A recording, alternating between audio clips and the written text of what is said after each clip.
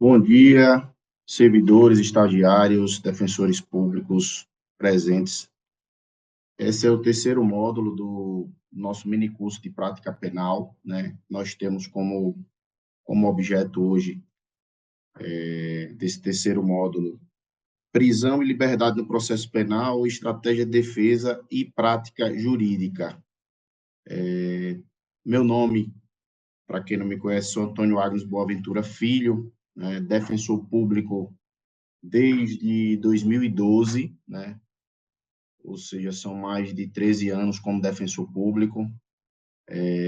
Inicialmente, ingressei na carreira de defensor público estadual no estado do Maranhão. Lá estive por quase 6 anos. Depois, migrei para a Defensoria Pública do Estado da Bahia. E todos esses 13 anos e pouquinho de experiência como defensor público, estive sempre atuando na área ou do júri ou na área criminal. Então, acho que nosso bate-papo hoje, né, nossa palestra será muito produtiva no sentido que tentarei fazer uma abordagem muito prática, trazendo vivências realmente do nosso dia a dia, né, para que a gente possa construir um bom conhecimento para que vocês possam atuar, né, na parte técnica que cada um de vocês desempenha. Além de ser defensor público desde 2012, sou mestre em Direito pela Universidade Federal de Sergipe desde 2022, tenho pós-graduação em Direito, sou graduado em Direito desde 2007, e esse é um breve currículo aí nosso. Gostaria, antes de iniciar a apresentação, fazer alguns agradecimentos que são básicos. Primeiro, agradecer a todos os senhores que estão aqui se dedicando no sentido de melhorar o seu conhecimento, de tentar ter uma base melhor para o desempenho das suas funções. Gostaria de agradecer ao Dr. Alan Roque, né, por toda pela disponibilidade tanto dele como de todos os servidores, né, da SDEP. Gostaria de agradecer a doutora Daniele Melo, nossa coordenadora da 13ª Regional, por ter viabilizado a realização desse curso. E vou iniciar, né, agora a apresentação do nosso terceiro módulo. Inicialmente, senhores, o que está direcionado a gente é falar sobre prisão e falar sobre liberdade, né? A gente não pode falar sobre prisão sem ter um necessário olhar crítico sobre isso. Por quê, senhores? O senso comum que nós vivenciamos sempre no nosso dia a dia leva a crer que o sistema de justiça criminal brasileiro é muito benevolente, em que existem aquelas máximas, né, que a gente ouve a vida toda relacionada a que a polícia prende, a justiça solta, e dentro dessas máximas que a gente vai sendo inserido, dentro desse senso comum, acaba que a gente, se não tiver um olhar mais aprofundado sobre essa questão, a gente acaba levado por esse senso comum e acaba deixando de fazer uma crítica sobre a forma em que nós excetuamos uma regra constitucional da presunção de inocência, né? Os senhores terão uma noção, hoje no Brasil, nos últimos censos que foram realizados pelo DEPEN, a gente tem algo em torno de 185 mil presos. Isso foi uma média do primeiro e do segundo semestre do ano passado, 2024. Ou seja, todas essas pessoas estão excetuando a regra, né, da presunção de inocência. Essas pessoas estão respondendo processos penais, presos com justificativas, muitas vezes, pífias, e a partir daí a gente tem que analisar de uma forma muito crítica o que é que acontece. Muitas vezes, os próprios atores do sistema de justiça são levados a agir por esse senso comum e acabam não entendendo a função do sistema de justiça, que é de ser contra-majoritário. Então, a justiça existe, o sistema de justiça criminal existe, principalmente, inicialmente, para proteger os indivíduos do Estado. Então, esse pensamento é um pensamento que todos temos que ter, e todo mundo que atua na Defensoria Pública mais ainda.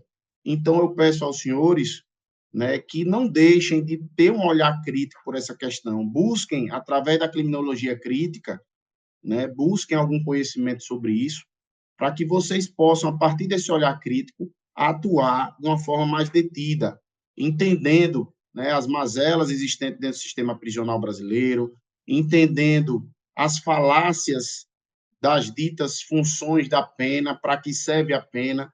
Tudo isso é necessário que vocês criem esse olhar crítico. A partir daí, tenho certeza que vocês atuarão de uma forma muito mais incisiva, né, no agir de vocês dentro da Defensoria Pública. Senhores, vamos falar aqui de prisões cautelares e de prisão definitiva. As prisões cautelares, né, elas podem ser divididas aí em prisão em flagrante, em prisão temporária e em prisão preventiva. A prisão em flagrante, doutor Auri Lopes, doutrinador conhecido de todos os senhores, processualista penal, sempre gosta de dizer que é uma medida pré-cautelar. Por que pré-cautelar? Porque ninguém fica preso em flagrante sem necessariamente ter analisada essa prisão e ter ela sido convertida em prisão preventiva ou concedida sua liberdade provisória. Por isso que ele nomeia, né, essa prisão em flagrante uma prisão pré-cautelar. Nós temos a figura também da prisão temporária, regulada pela Lei 7.960 de 89. Senhores, essa é uma prisão que nós vamos explorar pouco. Por quê? Porque a atuação da Defensoria Pública nesse tipo de demanda é uma atuação muito rara. Em que sentido? A prisão temporária é uma prisão que é solicitada no inquérito, na fase de inquérito, exclusivamente na fase de inquérito policial. Ela tem, senhores, prazos prefixados da sua duração. Necessariamente existe um rol de crimes taxativos previstos em lei que são possíveis, né, a imposição dessa prisão temporária. Então, na prática, essa prisão temporária é requerida pelo promotor de justiça ou pelo delegado de polícia ainda na fase do inquérito. Não necessariamente, por lei, existe a participação da Defensoria Pública. O juiz analisa, na fase de inquérito, a necessidade da imposição dessa prisão temporária e defere aquela medida. Os prazos são de 5 dias para crimes comuns, de 30 dias para crimes que hediondos, podendo ser prorrogado esse prazo, né? Mas essa é uma prisão que, na prática, a Defensoria passa muito ao largo. Então, o que é que a gente vai ter que fazer, no final das contas, em relação à prisão temporária na nossa prática? Principalmente, acompanhar o cumprimento dos prazos, já que esse tipo de prisão cautelar tem prazo fixo de duração. A lesão maior que pode ocorrer aí nesse sentido é quando não respeitado esses prazos. Inclusive, a própria Lei 7.960 de 89 traz de forma taxativa que a autoridade policial é obrigada a liberar, mas isso, por qualquer desconhecimento ou falta de atenção, ou por se confundir muitas vezes com uma prisão preventiva, a pessoa, o nosso assistido, pode ficar preso indeterminadamente. Então, é importante, no caso das prisões temporárias, em caso de ciência da Defensoria da sua existência, que a gente controle detidamente se foi prorrogada, né, de 5 dias por mais 5 em crimes comuns, ou de 30 por mais 30 em crimes hediondos, e se foram cumpridos esses prazos de liberação previstos em lei. Depois da prisão temporária, senhores, nós entramos na prisão preventiva, que é uma prisão que nós, diariamente, né, comumente, estamos lidando, e nela nós faremos uma abordagem mais detida. Observem que toda prisão em flagrante, ela deve ser convertida em prisão preventiva ou concedida a liberdade provisória. Na verdade, primeiro, concedida a liberdade provisória, porque essa é nossa regra constitucional, que a pessoa deve responder o processo penal em liberdade, e, no segundo viés, analisados os requisitos legais, pode ser decretada essa prisão preventiva. No final, senhores, nós vamos analisar também a prisão definitiva, como todos os senhores devem ter conhecimento já, é a prisão que ocorre quando existe um necessário trânsito em julgado, né, da sentença penal, não cabendo mais recurso, e aí se inicia o cumprimento da execução definitiva. Vamos ao nosso segundo slide aqui, senhores, da análise do auto de prisão em flagrante. Senhores, vejam que eu tentei tornar essa nossa caminhada mais prática e fazendo aqui algumas perguntas que nós vamos respondendo ao decorrer do nosso curso, para que vocês comecem a criar um caminho lógico quando vocês se depararem com essas situações. É importante que a gente tenha um checklist, né? Alguma coisa que a gente possa observar e, a partir daí, realmente observar se, em cada situação, é possível ou não a realização daquele pedido, ou se existe alguma manifestação adequada, e etc. Então, eu comecei fazendo algumas perguntas que nós vamos responder em relação quando nós formos analisar um auto de prisão em flagrante, né? Primeira das perguntas é situação de flagrante delito? E aí nós vamos passar daqui a pouco pelo artigo 302, né, do CPP e seguintes, para a gente tentar entender. Estão preenchidas as formalidades legais necessárias para a lavratura de um auto de prisão em flagrante? Essa seria o segundo questionamento. Existe hipótese de relaxamento da prisão em flagrante, não homologação? Porque, senhores, o que é não homologação? Muitas vezes o juiz, quando vai analisar a prisão em flagrante, ele pode reconhecer uma ilegalidade e, antes de passar até a análise da conversão dela em preventivo ou não, ele já nem homologa, porque há um vício e esse vício macula, né, todo o APF. Quando eu falar de APF, eu estou falando de auto de prisão em flagrante, só para que os senhores, quem não está mais muito acostumado com os usos desses termos, possam ficar cientes. Quais as informações eu possuo do flagrado? Foi arbitrada fiança pela autoridade policial? Existe requerimento de conversão da prisão em flagrante em preventiva pela autoridade policial ou pelo Ministério Público? Qual manifestação devo realizar? Liberdade provisória ou revogação da prisão preventiva? Vamos responder primeiro esses questionamentos, certo? Primeiro questionamento, é situação de flagrante delito? Quando a gente vai analisar a situação de flagrante delito, senhores, nós devemos iniciar a partir do artigo 302 do Código de Processo Penal, né? Existem os flagrantes chamados próprios, do inciso 1 e 2 do nosso CPP, e existem os flagrantes denominados impróprios, que são aqueles previstos no inciso 3º e 4º do nosso Código de Processo Penal.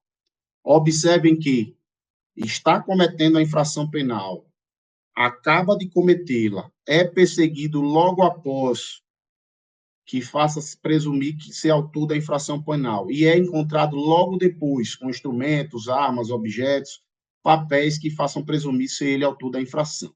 Essas são as 4 hipóteses legais de flagrância.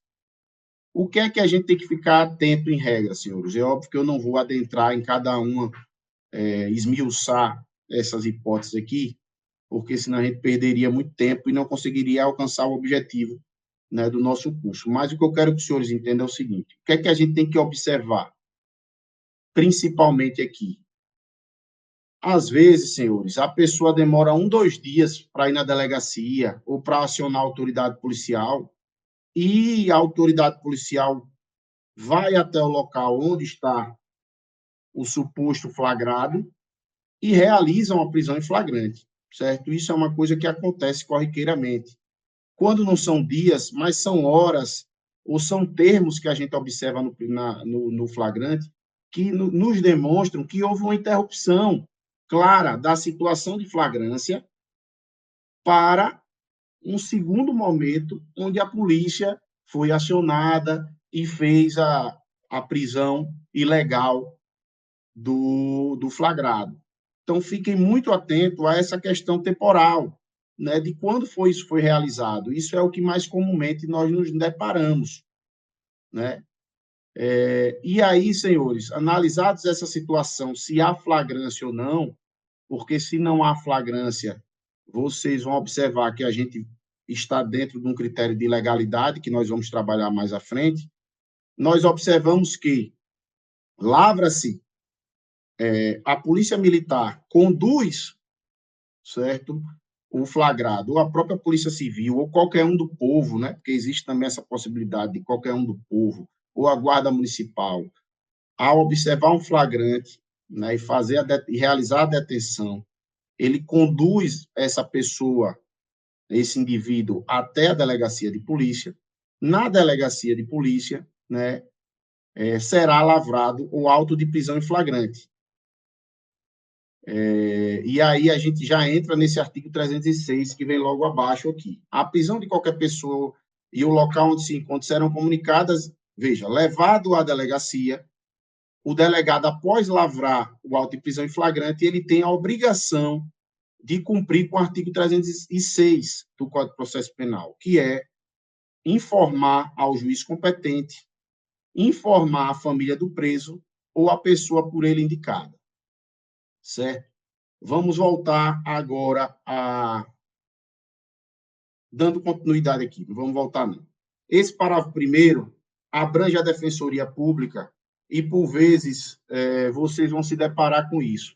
Quando a gente for ver na prática a existência, quando a gente for ver na prática o que é um auto de prisão em flagrante, que eu vou mostrar aos senhores, vocês vão perceber que existe uma comunicação em 24 horas ao juiz, ao promotor e ao defensor público, caso o autuado não apresente, né, advogado, constitua advogado, quando da lavratura do auto de prisão em flagrante, certo? Então, isso aqui é uma coisa importante, que vocês devem observar que no auto de prisão em flagrante já vai ter um ofício em que foi encaminhado à Defensoria Pública, em que foi encaminhado ao magistrado e ao promotor de justiça.